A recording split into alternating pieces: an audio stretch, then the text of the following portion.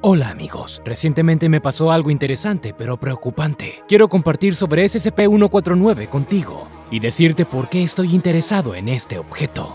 Me llaman Detective Boyd, pero realmente solía ser detective. Me retiré para centrarme en estudiar la Fundación SCP. Imagina mi sorpresa cuando en mi vida anterior, por así decirlo, llegó una comisión a mi antiguo correo electrónico. Ni siquiera le habría prestado atención si no fuera por un detalle muy importante. La carta estaba dirigida al Detective Boyd. Admito que el cliente me intrigó, así que tomé el riesgo y accedí a una reunión. Así comenzó el caso SCP-149. El objeto también se llama los mosquitos de sangre. Pertenece a la clase Keter y es capaz de destruir a toda la humanidad. Varios ejemplares de esta especie se mantienen en una zona de la fundación, en un recipiente especial de plexiglas. Está completamente sellado a excepción del sistema de suministro de oxígeno seguro. Se suministra aire combinado con una neblina de nutrientes a la cámara cada 2 horas. Según todos los informes, los especímenes de SCP-149 son mosquitos comunes, excepto que portan una cepa anómala de retrovirus. La fundación lo llama SCP-149-A. Los retrovirus son patógenos que modifican las células de los organismos vivos infectados, lo que hace que las células produzcan más de su propio tipo. El VIH es el más conocido de estos tipos de virus. Ahora imagina que también es una enfermedad causada por un agente anómalo. Mi cliente que envió la carta resultó ser un hombre con signos evidentes de insomnio, paranoia y otros trastornos mentales. Afirmó que fue secuestrado por una organización secreta para experimentos extraños y que su memoria fue borrada después. Entre otras cosas, recordó los horrores en sus sueños sobre mosquitos asesinos que habían infestado a todo el planeta. Quería que encontrara pruebas para esta teoría suya de la abducción. Entonces, ¿por qué exactamente me encargué de investigar este caso? Primero, además de la paranoia, el hombre tenía algunos materiales interesantes. Me trajo una memoria USB con datos secretos de la fundación. ¿Sabes lo que es una memoria USB? En segundo lugar, definitivamente era un empleado de la fundación, o todavía lo es. Soy un buen teórico de la conspiración, pero él me interesó de alguna manera. Después de que apareció, lo más lógico habría sido mantener un perfil bajo, pero ese no es mi estilo. Y tercero, estaba interesado en un objeto SCP del que yo no sabría nada en ese momento. Entre sus datos había en su mayoría documentos técnicos sobre áreas de contención y otras cosas poco informativas. Había tanta información que casi dejé de buscar, hasta que encontré los diarios personales de los empleados de la fundación y algunos informes de pruebas. También había información sobre SCP-149. Estos eran los mosquitos asesinos de los que había hablado mi cliente. El retrovirus llamado SCP-149-A se encuentra en la saliva de los mosquitos. Hay un 50% de probabilidades de contraerlo al ser picado. Si el patógeno ingresa al torrente sanguíneo, infecta las células humanas responsables de la regeneración. Mediante una serie de mecanismos tanto químicos como anómalos, el virus actúa sobre el núcleo celular, alterando el ADN. Solo unas horas después, aparecen crecimientos similares a los quistes en las paredes externas del esófago, así como en el interior de los senos nasales. Las larvas de SCP-149 se desarrollan en su interior. Para cuando comienzan los procesos inmunológicos del cuerpo, la primera cría de mosquitos ha tenido tiempo suficiente para desarrollarse por completo. Salen del cuerpo a través de aberturas naturales, como las fosas nasales y la boca, y algunas veces incluso usan los senos esfenoidales para salir volando por los ojos. No hay forma de detener la infección. Le espera un fin fatal a la persona infectada. En la base de datos de la fundación encontré sobre un incidente conocido como 149-1. En ese momento, los mosquitos rompieron la contención e infectaron a varios empleados de clase D. La mayoría de ellos no estaban aislados en ese momento y 5 horas después, un enjambre de especímenes de SCP-149 salió volando de las víctimas. Las infestaciones posteriores fueron tan numerosas que uno de los médicos de la fundación se vio obligado a sellar herméticamente parte de la zona. Todos los infectados permanecieron en los subniveles 12 a 15. Fue imposible evacuar a los empleados sanos. Estas duras medidas ayudaron a evitar la contaminación de toda el área y probablemente también un escenario de clase XK.